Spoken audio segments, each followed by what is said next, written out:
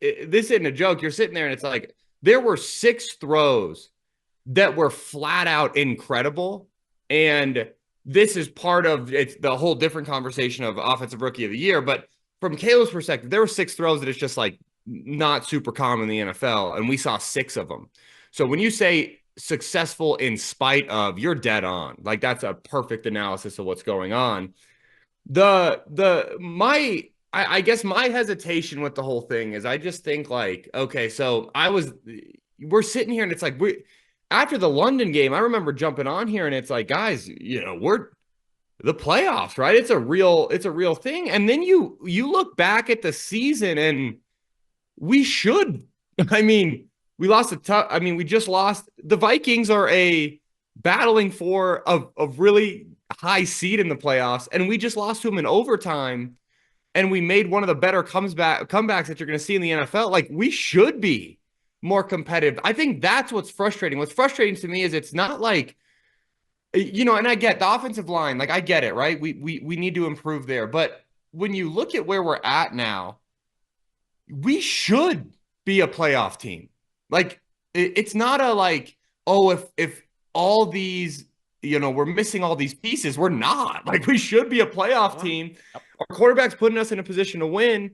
And it just seems like we don't have the ability to win close games. And to me, it's just like at some point with all the late game antics or things that set up the possibility for us to get beat in Washington, and then the things that we don't do to enable a closer field goal, it just feels like it's out of the player's control, right? It doesn't feel like it's like a player-driven, mistake-driven. It just feels like tactical decisions being made on the sideline that have gotten us into a position where, without, hey, we're going to run every single game from now on in happening, like we're out of the playoffs. And really, it's like if the Bears have 2 more wins, right, just from the blocked field goal and the Hail Mary, they're absolutely in the playoff hunt. Then if you start compounding it with, you probably should have beat the Texans, we probably should have beat the Vikings, you sit there and it's like, I don't know. I mean, I'm like you guys, where you just get all fired up and we like the growth of Caleb, but just they got to change the head coach. There's just no competitive grit through the culture, and you need that in the NFL to last. And I mean, look at the Lions, right? We all kind of made fun of Dan Campbell for wanting to bite people's kneecaps off. Of all the things you could say about that Lions football team, like it feels like the culture of being competitive is night and day compared to what we have in Chicago. Yes, that is it. That is the essence. This is one of the worst coached NFL seasons I've ever seen. Yeah. I mean, Dan, I think you could make that argument on just the Washington game. Right? Like, I think, like, to me, I'm like... Multiple consecutive blocked kicks for the same reason. I mean, strategic errors. Every game, there's so many things that would have been said, that's when he got fired. That's when he got fired. Well, that's when he got fired. There are multiples of these, and not to mention, when you live here, it gets worse when he explains them or tries to after the fact. His Mondays have been as bad or worse than his Sundays. Yeah, that's become a secret new passion of mine, is to watch those Monday press conferences, because it's like it gives me perspective on, when Emily's like, hey, why'd you leave the socks out? And I give a terrible excuse, right? The hamper's a step away. I give a terrible excuse, but at least I'm not him at the podium, right? It could be worse. And that's wait, so you're seriously you're hate watching the Monday press conferences? Yeah, I do. I'm pretty fired up about this whole season.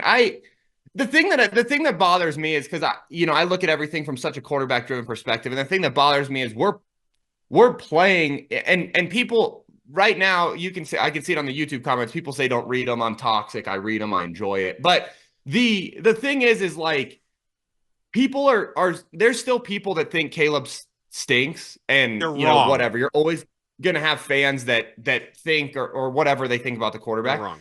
The thing that's frustrating for me is I break down a lot of quarterbacks across the whole league. We're playing good football from the quarterback position. That's what's frustrating. We have a rookie who's playing pretty darn good football at the quarterback spot, the most important spot, and we're squandering it. That's what's frustrating, is because you know, I do think, hey, we've got a shot that we have a guy who's going to do it for a while in Chicago, but it doesn't happen all the time. Like, you don't always have great quarterback play. You don't always have winning quarterback play. That doesn't happen all the time. And it's like, we have it now and we're squandering it away. And then not only are we squandering it away, but you know, you listen to Thomas Brown give some of his press conferences and you go like, man, that's somebody I could get behind. The thing that's so hard about those press conferences is there's zero ownership, right? Like, that's what I think is, that's how you lose a locker room, right? We talk about like, hey, how did, you know, Shane and all these guys, like the lack of ownership, that's how you lose a locker room, where it's like, well, I don't think that play mattered. It's like, there's no one with a brain who thinks that play didn't matter in Washington, right? And the fact that he said it is why we're then still bringing it up. Because if he would have got up there and said, listen, it's all on me, we should have not done X, Y, Z at the end, like, people would just move on, right? Hey, okay, at least our coach knows. Not only do I feel like we don't have competitive grit in the building, but I also feel like we have a coach who potentially either doesn't know or is so scared of like radical ownership that then he can't say it, which is, both are giant issues. So to me, it's like, until it changes at the top, I don't think it matters. I think we can be thankful that Thomas Brown, it seems to be calling games coherently for Caleb, that we'll get through this season with development and then hopefully restart with a quality candidate. But listen, if some of the stuff that people are saying about Waldron and hey, the lack of precision on a quarterback drop and all these other things, if that's true, that's going to be an indictment. The fact that someone could come into an NFL building and really be in charge of a rookie's development without absolute precision on everything, the way we're going to read plays, the way we're going to drop, if that was the thought process on that hire, oh my gosh, it worries me when I think about, well, who was sitting in those OC interviews, and then how's this room going to be different when we're interviewing for a head coach who's going to decide whether or not this guy's any good for his career. Yeah, you've captured it all. You're one of us now. They had 9 people interview for the offensive coordinator position. I do want to also ask you about some of the throws we saw where I feel like Caleb Williams tested his boundaries a little bit. I feel like a lot of the throws to Keenan Allen in double coverage were heat check throws. Yeah, 100%. You're dead on. And I think, so, you know, there's some too where it's like he missed Rome up the sideline. Like, there's some stuff that I do think he was, I think we were pushing the envelope. Here's the thing though, is what I would tell you is like, long-term sustainability, do I think that's great? No. But if me and you were in the meeting room and I was the OC, you're the head coach, and you're telling me, hey, Tim, I'm a little bit worried about, you know, these heat check throws and this, what I would say is, I'd say, hey, right now the kid's hunting with the football. We thought that was gone from his game. So to me, it's like the fact that he's confident again and hunting with the football, I'd more live with that for a while than really coach it out of him urgently right now. Like, if we were, hey, 7-5, we're going to try to make a run, I'd say, okay, hey, let's talk with him. Where we're at with the season, I more want to keep him aggressive, keep him hunting with the football, and less really coach some of these, hey, let's end the drives with the kick. Like, to me, I think it's a good sign that we're getting that from Caleb again, not necessarily a bad sign. And I do think it's something long-term you address, short-term, I think keep leaning into him being aggressive. How do his mechanics look to you? Because I know there are some young players that under duress or stress can start to develop bad habits. It still looks to me like the velocity's outstanding, which usually means mechanics are good enough. And are you also seeing a better awareness of cadences and timing at the line of scrimmage? Yeah, way better with operational. Like you nailed it right there. Way better operationally. Here's what I'll tell you though. Those errant throws to me. So biomechanically, I think, like, looking at this from a quarterback coaching perspective, biomechanically, Caleb's really good. Like, he's about as good as you can get from being a rotational thrower, all those sorts of things.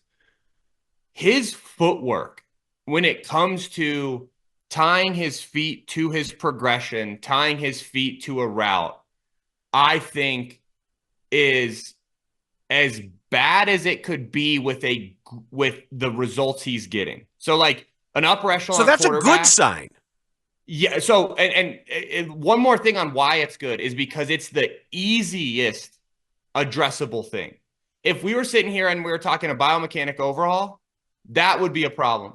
When you're talking footwork, it's the easiest addressable thing if he chooses to address it. And the last thing that I'll kind of say on that is a lot of people talk Josh Allen and they watch him at the Wyoming Pro Day and they think the only reason Josh Allen got to where he's at now is because he became a more rotational thrower.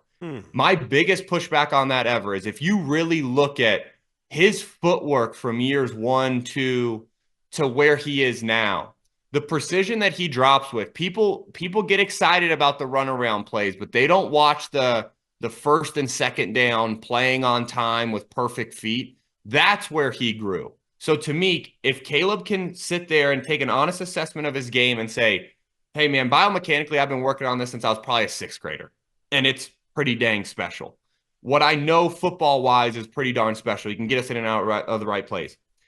I've never been held super accountable on my feet, right? And I don't blame anyone for that because Caleb's always been the best kid. Why would you potentially ruin him by making him think about his feet? And what I would say is we're now at the point where Caleb can either be a pretty darn good quarterback for the rest of his career, or he can go on a true, I'm going to be potentially the best player in this league, and it's all going to be from his feet. If he cleans up his feet, he's got a shot to do it. If he doesn't, he'll be a pretty darn good quarterback.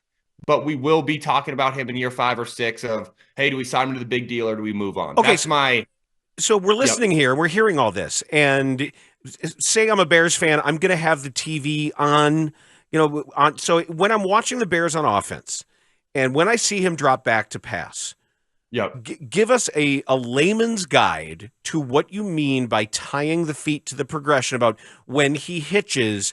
For what should we be looking to know if it's right? It should. Okay, so the layman's guide would be if you see him if he's in the gun and he takes a 5-step drop and he throws the commit underneath, that was the wrong feet. Especially if he throws it off a 1 hitch, meaning I took 5 steps back, I only hitched once, and I threw it to commit. That's the darn wrong drop, right? Because if we're underneath, we're probably thinking more of what we would call a 1 skip, where you take 1 step and then you hop back a little bit, throw on time.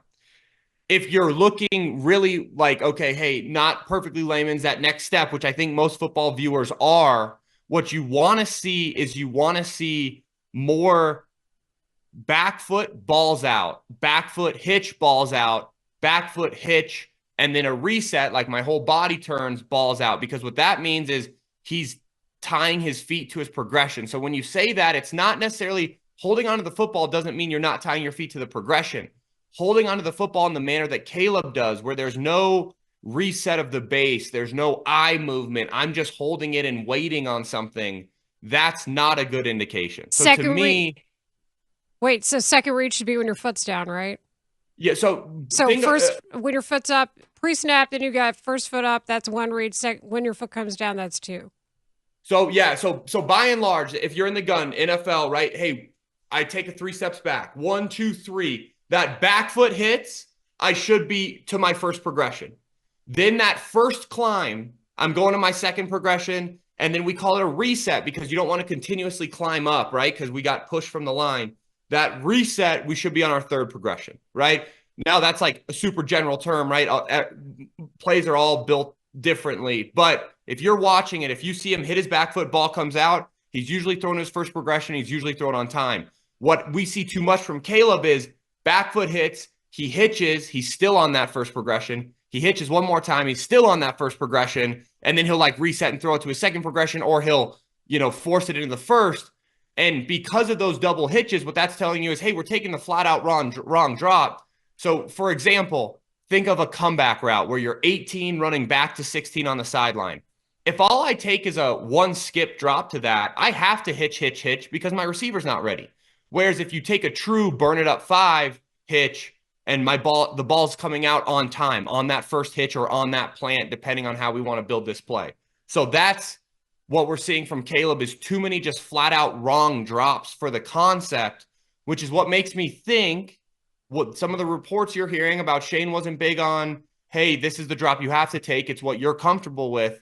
It's a horrible way to approach quarterbacking, especially with young quarterbacks in the NFL. We need to dictate the feet because what the feet will also do is it'll get your eyes there on time, which is like a whole different like hour-long discussion on we want your eyes there at the correct time, because if your eyes are there early, which is some of the things we talked about. Hey, Rome's open on the shot play. We don't throw it. Why? His eyes are there too early. So he feels like he's covered.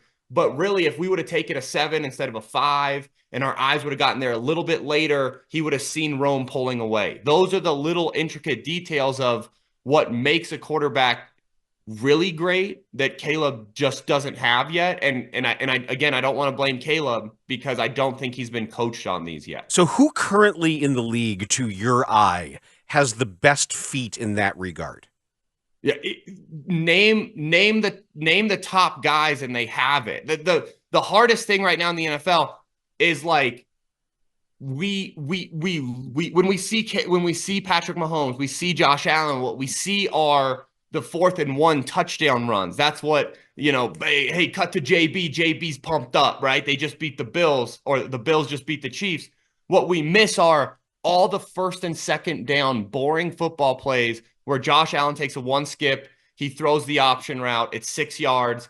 Now instead, you flash forward to your favorite quarterback. Instead of taking a 1 skip to the option, he takes a 3 hitch, and then it's broken up. Those are the boring plays. If you really want to talk about it, though, and this is why I think this hire would make so much sense if you could get him, the absolute best growth guy that we've seen is Jared Goff. Jared Goff, when it comes to playing on time with his feet, is as good as it gets. If you can get Caleb to be 80% of Goff's feet and decision-making with Caleb's talent, it would be Mahomes-ish if you could get him there. Right now, Caleb's currently at let's call it 10% of doing the right thing with his feet. And still gonna break every Bears rookie record available. Just and hasn't and that's where I think yep. That's the exciting part about it, though, is to me where it's like he's still so successful. And it's like and in my opinion, and granted, I do this for a living, right? So it's a little bit different when I view it, but this is the lowest hanging fruit. Like, this is the easiest addressable topic for a quarterback. If we were talking with Fields, it was more biomechanics. Hey, how can we get it more rotational? How can we create accuracy through a proper delivery? That's a PhD level. The footwork thing, you give me a bad 7th grader, Dan, we can get his feet right. You know what I'm saying? So it's like Caleb can do it and do it in a hurry. And that's what I think should be most exciting going into this offseason for Bears fans. Then why didn't Lincoln Riley do it?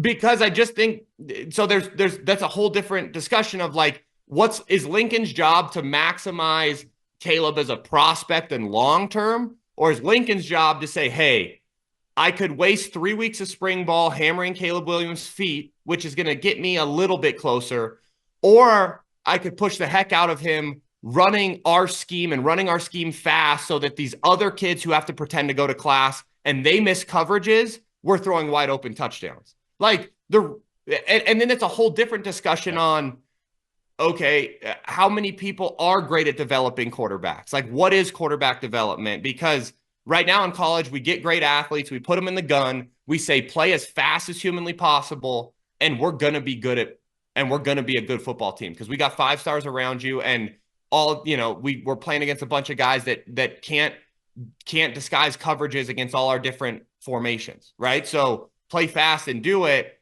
Do I really want to take the time to teach these kids how to tie your footwork? Because it's not as simple as I'm making it sound. Like, hey, there's a burn it up 5 drop, there's a rhythm 5 drop, there's depth 5. Like, there's so many different things that you have to take to these progressions to be great at the NFL level that to me, it's just not worth it at the college level. And that's an unfortunate thing, because then we go take these guys high and now we're teaching them elementary level stuff, and that's why I think we have such a big miss rate on quarterbacks, because we're used to playing fast. And now we're at a level where Minnesota Vikings, they're not going to bust the coverage because you snap the ball with 37 seconds on the play clock, right? Like, those guys make a living knowing what's coming. So that's where the nuance comes in when you finally get to this level of, we need to be great at all these little things. And that I just have confidence that Caleb can get it done. He's got to get around the right development, and you also have to echo it in the building. but I think he can do it. That was typically spectacular stuff from our quarterbacks coach, Tim Jenkins. Have a happy, healthy, unchaotic holiday if possible. Oh, yeah. We're going to have a huge Thanksgiving. We got Turkey Bowl coming up. The 8-year-olds are going to try to take me down, Dan. I'm not letting it happen. I got a couple more good ones in me. Put it on the YouTube. No Achilles, no ACLs. Come on. I'll be on ice next week. All right. Thanks, Tim. Tim Jenkins. That's really, really good stuff. Sorry to take us late to break, but that's the next logical question. He attached himself to Lincoln Riley for a reason. And that's why college coaches aren't in the job of development necessarily.